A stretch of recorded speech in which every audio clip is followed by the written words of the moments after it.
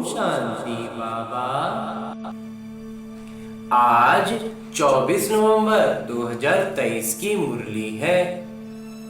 बाबा कह रहे, मीठे बच्चे, तुम्हारी सच्ची बात का तीर तब लगेगा जब दिल में सच्चाई और सफाई होगी।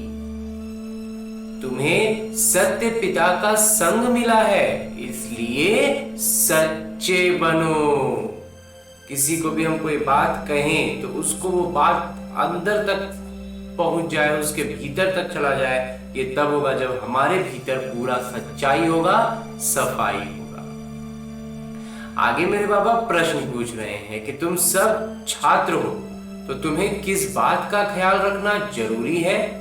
उत्तर बतलाते हैं मेरे बाबा कि कभी भी कोई गलती हो तो सच बोलना है। सच बोलने से ही उन्नति होगी। सच बोलने का मतलब एकदम सरल भाषा में है कि हमें अपनी गलती का एहसास है कि हमसे ये गलती हुई है और हम आगे इस गलती को करना नहीं, जानबूझकर नहीं किए थे और हुआ भी था तो अब आगे करने की बिल्कुल भी मनसा नहीं है।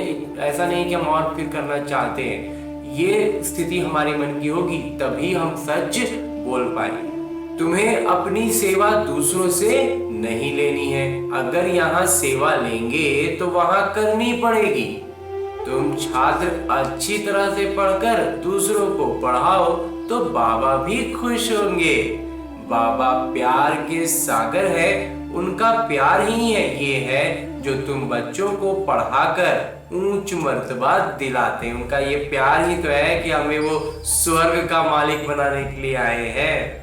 और हम अभी भी रावण के चंगुल में फंसकर कई बार गलतियां करते रहते हैं और हमें कई बार इसका एहसास भी नहीं होता है कि हमने कुछ गलत किया है।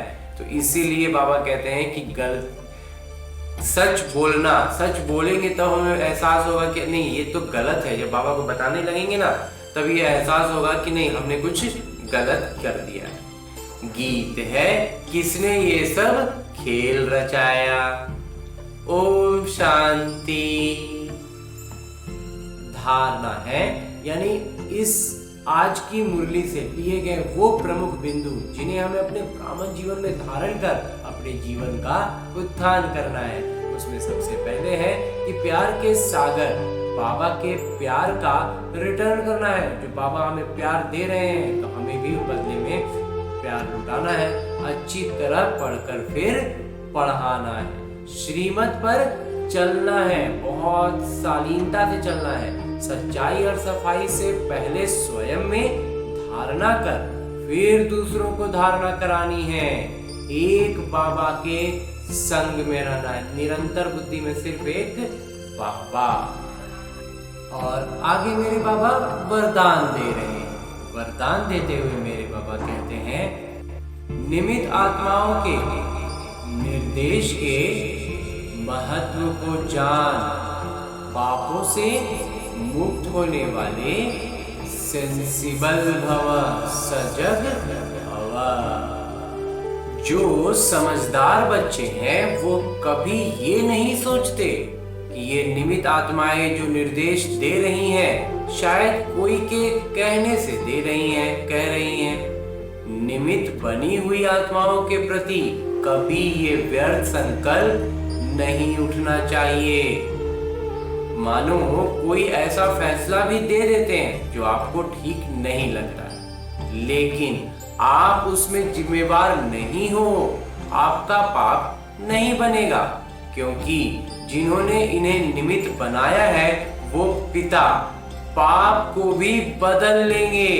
ये गुप्त रहस्य, गुप्त मशीनरी, गुप्त तकनीक है बाबा का। इसमें हमें अपना विशेष रुझान इसमें लगाने की कोई जरूरत नहीं है।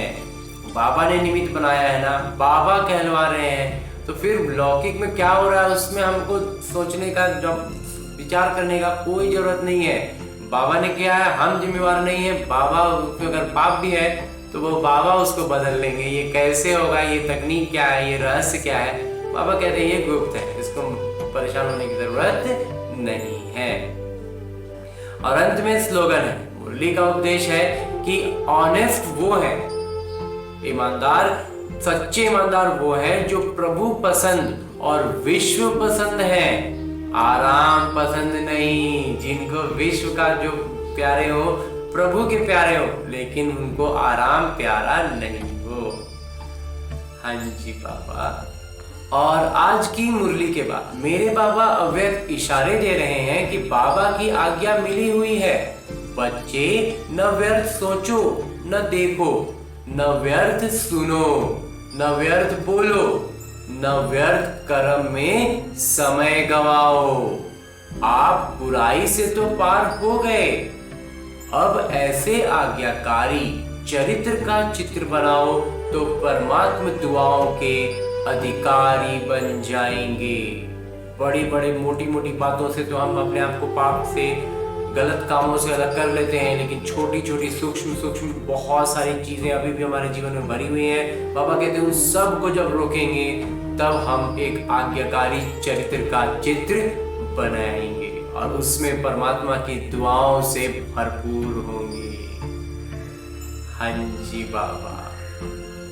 अच्छा, ओम शांति बाबा, ओम शांति।